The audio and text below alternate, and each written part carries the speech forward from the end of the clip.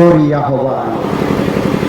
আজ ভারতবাসী, প্রতিটি ভারতবাসীর জীবনে একটি বিশেষ স্মরণীয় দিন।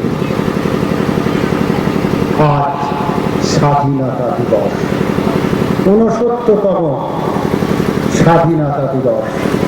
তাই রামকৃষ্ণ মিশন আয়োজিত এই স্বাধীনতা দিবস উদযাপনে সকলকে বিনম্র চিত্তে জানায় সাদর আহ্বান। স্বাধীনতাহীনতায় কে বাঁচিতে চায় হে, কে বাঁচিতে চায়? দাসত্ব শৃঙ্খল বল কে পরিতে পায় হে, কে পরিতে পায় না?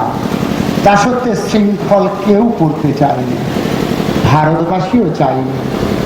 ২০০ বছর ধরে বিদেশি ইংরেজ ভারতবর্ষকে শাসন করেছে।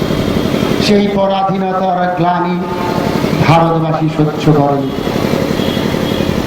বহু রক্তের বিনিময়ে, বহু দেশপ্রেমিকের জীবনের বিনিময়ে, বহু মানুষের রক্তের বিনিময়ে আমাদের স্বাধীনতা।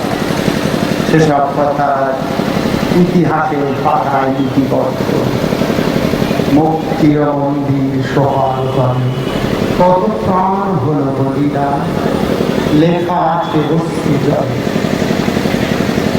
তাই সেই বহু রক্তের বিনিময়, বহু প্রাণের বিনিময় আমাদের এই স্বাধীনতা, সেই স্বাধীনতাকে রক্ষা করতে আজ এই ৬৯তম স্বাধীনতা দিবসে আসুন আমরা এক জাতি, এক প্রাণ, একতার ভিত্তিতে ভারত গড়ে তোলার শপথ নিয়ে।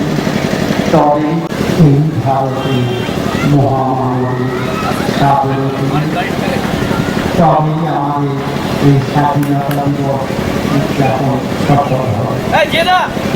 সঞ্জীব বসু মল্লিক, লেফটেন্যান্ট কর্নেল, অতীতে